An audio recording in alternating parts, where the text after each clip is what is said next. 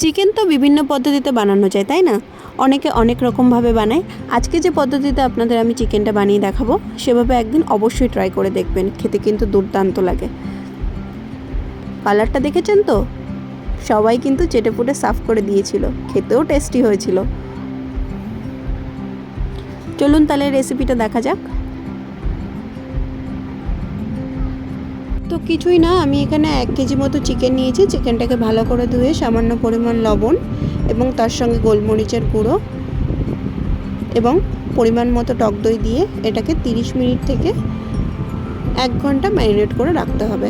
আপনাদের সময় মতো ম্যারিনেট করে রাখতে পারেন। 10 থেকে 15 মিনিট রাখলেও চলবে।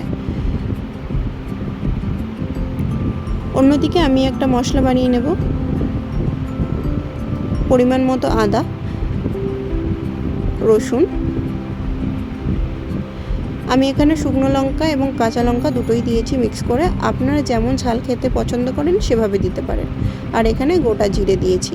কিছু পরিমাণ টমেটো কুচি দিয়ে এটাকে ভালো করে পেস্ট করে নিতে হবে। অন্যদিকে কড়াই বসিয়ে কড়াই গরম করে তার মধ্যে তেল দিয়ে দিতে হবে পরিমাণ মতো। তেল গরম হয়ে গেলে এর মধ্যে অল্প পরিমাণ হলুদ গুঁড়ো এবং লবণ দিয়ে আলুগুলোকে ভেজে নেব ভালো করে। এখানে বাঙালির চিকেন, আলু তো দিতেই হবে, তাই না? আলুগুলো ভাজা হয়ে গেলে ওই তেলেই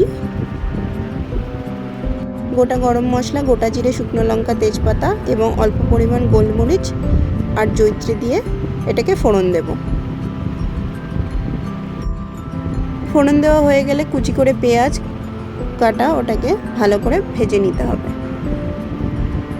পেঁয়াজটাকে ভাজা ভাজা করে মোটামুটি ব্রাউন কালার হয়ে গেলে এর মধ্যে যে পেস্টটা করে রেখেছিলাম সেই পেস্টটা দিয়ে দিতে হবে।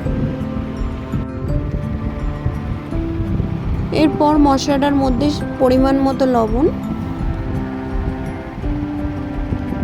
এবং হলুদ গুঁড়ো দিয়ে ভালো করে কষিয়ে নিতে হবে। আমরা এখানে আর কোনো মশলার ব্যবহার করব না। দেখতেই পাচ্ছেন তেল ছেড়ে গেছে মশলায়। এরপর ম্যারিনেট করা মাংসটাকে দিয়ে ভালো করে ঢেকে ঢেকে কষিয়ে নিতে হবে।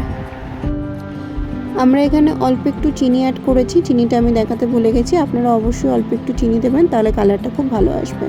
এরপর ঢাকনা খুলে দেখতেই পাচ্ছেন চিকেন থেকে জল ছাড়তে শুরু করেছে।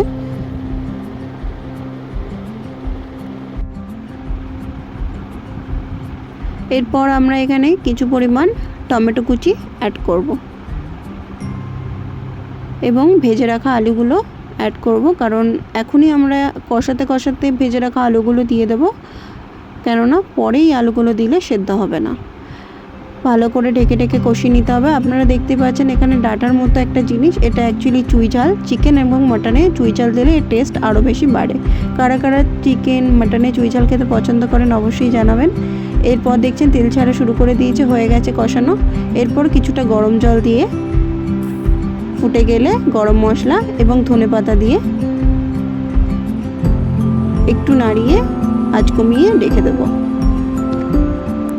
ব্যাস আমাদের রেডি টেস্টি চিকেন। এটা দেখা হবে নেক্সট ভিডিওয়ে।